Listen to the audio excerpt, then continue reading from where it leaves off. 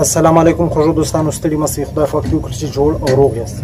خوږو دوستانو، زه به نن ستاسو په درانه حضور کې یو شعر وړاندې کوم. خپل شعر تر شعر ویلو مخکې زه له تاسو ټولو لیدونکو څخه خواست کوم چې زما چینل در سره سبسکرایب کړئ، لایک یې کړئ او مخ ته شیر کړئ.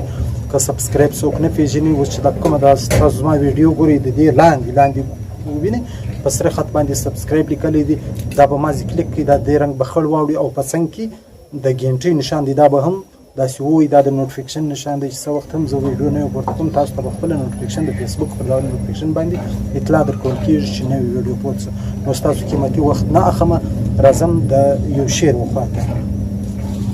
خوب مې لیدی د پښتون کامه میرویس خان خفه و. خوب مې لیدی د پښتون کامه میرویس خان خفه و.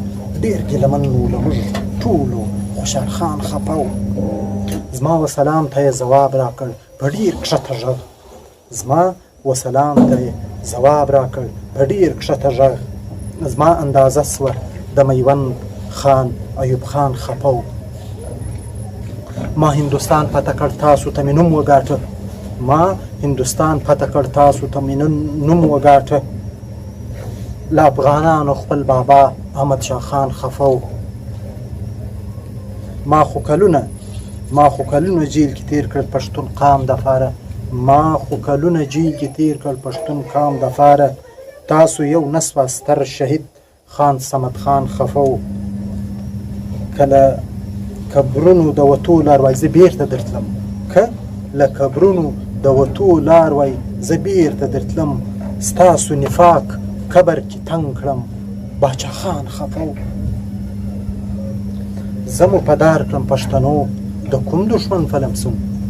زه مو په دار کړم پښتنو د کوم دشمن په لمسون. ډاکټر نجیب هم له دا ټول افغانستان خفه و. ما ویل راسي پښتانه به په شیرو راویښ کړو. ما ویل راسي پښتانه به په شیرو راویښ کړو.